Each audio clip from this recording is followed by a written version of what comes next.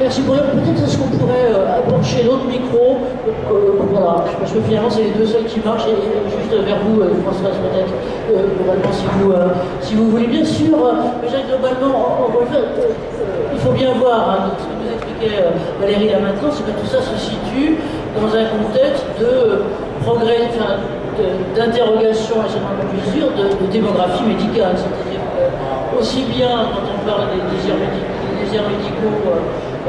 physiques, enfin géographiques, que en matière, je pense que vous pourriez nous en dire deux mots, si peut-être Christine, chacun sur le micro quand il veut,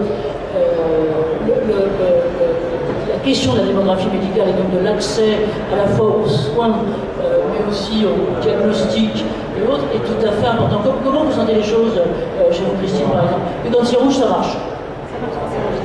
Oui, effectivement, comme mes deux collègues l'ont souligné, et surtout... Il faut que je crache dedans. Ah, pardon. La démographie médicale est un vrai problème, et le désert médical qu'on imaginait, il est au cœur de Paris aujourd'hui. Surtout quand on parle de médecins du travail. Médecins du travail, notre nombre est divisé par deux. Quasiment, on est aux portes de la division par deux, et de division par deux par quatre. Ce qui veut dire que la santé au travail devra se faire sans la présence des médecins du travail au quotidien.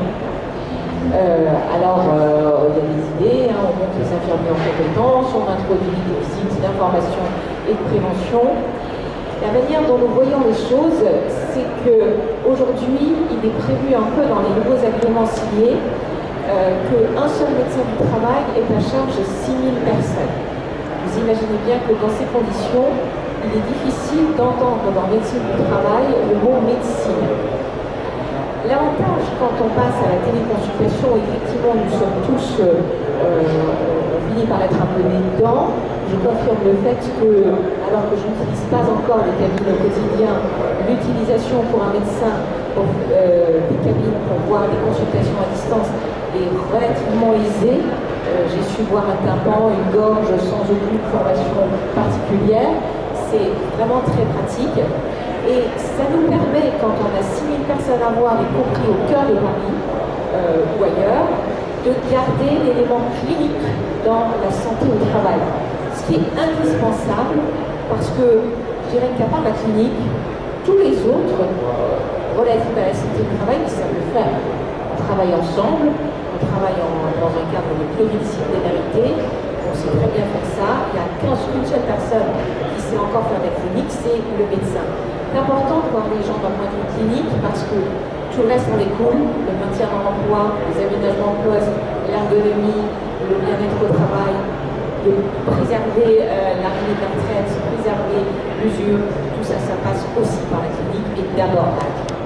Voilà, merci. Merci, Valérie, Gilles. Oui, moi, suite à cette intervention, il faut bien parler dedans, c'est juste terrible ce truc.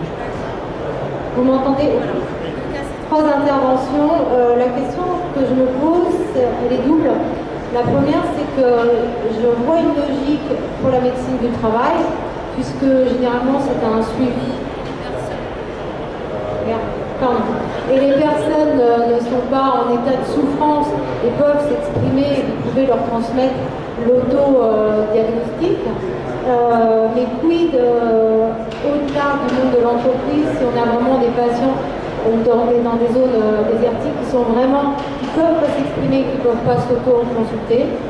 Et ensuite, l'autre question, c'est pour vous, médecins, est-ce qu'il y a une formation spécifique à l'usage de ces cabines pour effectivement remplacer le présentiel en termes d'empathie, d'accompagnement et d'analyse de la situation d'une personne examinée? Merci, des questions très pratiques, Dr Tessier, voilà, l'une et l'autre. À la fin, vous, comment vous avez acclimaté la chose, puisque là-dedans, et puis après la réponse inter. Oui, alors sur la formation d'abord, oui, moi j'ai été formée, alors pas par Valérie directement, mais par un autre médecin d'H4N qui s'appelle Grégory Esca, parce qu'effectivement, il y a, comme je disais tout à l'heure, la prise des constantes, il faut que la personne les prenne elle-même, donc il faut qu'elle soit, on va la guide pour prendre ses constantes. Après, sur le côté empathique, contact, je dirais qu'en plus du téléphone, alors au téléphone déjà vous avez beaucoup d'éléments. Une conversation téléphonique, si vous faites abstraction, s'il y a moins de bruit tout autour qu'ici, et vous vous concentrez bien sur la façon dont une personne va s'exprimer, ne serait-ce que sur le débit de la parole, qui va vous renseigner sur sa fréquence respiratoire ou ses difficultés respiratoires, ne serait-ce que sur son état de stress, qu'on peut aussi très bien écouter et entendre quand on entend quelqu'un parler, et beaucoup d'autres choses comme ça. Donc, au son, vous ajoutez l'image et vous ajoutez la prise de constante. Donc, je pense qu'au niveau empathie, certes, on n'est pas côté présentiel physique, mais on a déjà beaucoup d'éléments qui vous permettent à mon avis, d'avoir une bonne évaluation de la situation. Mais sur le plan médical, là, je laisserai plutôt la parole à Valérie. Je voulais juste insister que j'ai effectivement eu une formation qui nous apprend effectivement, alors, et là, je me permets Valérie, pardon, mais qui nous apprend effectivement, notamment quand on demande à la personne de faire certains gestes. Et je vais vous dire tout bêtement, quelqu'un vous dit, vous décrit une douleur à l'épaule, vous allez déjà lui demander, bougez là votre épaule, qu'est-ce que vous pouvez, comment vous pouvez la bouger, et quelles sont les limitations. Et la personne d'elle-même va très bien pouvoir bouger, et déjà monter son bras là, à 90 degrés, voire un petit peu plus, voire carrément jusqu'en haut. Donc effectivement, il y a beaucoup de choses qu'on peut déjà faire, et qu'on n'imagine pas qu'on peut faire à distance. Bon, après, il y a effectivement des choses un peu plus compliquées, comme la palpation d'un ventre, une douleur abdominale, ça reste compliqué. Je passe la parole à la spécialiste. Oui, alors ensuite, il faut surtout transmettre aux médecins que tout ce qu'il fait en présentiel, qu'il n'y ait aucune crainte, il peut le faire à distance. Et finalement, quand on passe ça, quand on transmet que c'est pas une médecine qui est moins bonne, c'est pas une médecine qui est dégradée. On a un devoir qui a été reformulé de la Haute Autorité de Santé qui dit que la prise en charge à distance doit être au moins équivalente à celle en présentiel, parce qu'on ne peut pas avoir une perte de chance. Donc, en tout cas, sur toute l'expérience que j'en ai, effectivement, il y a les limites qu'on connaît, comme en présentiel, où on va effectivement orienter le patient, s'il faut, vers un service d'urgence ou vers un confrère. Voilà.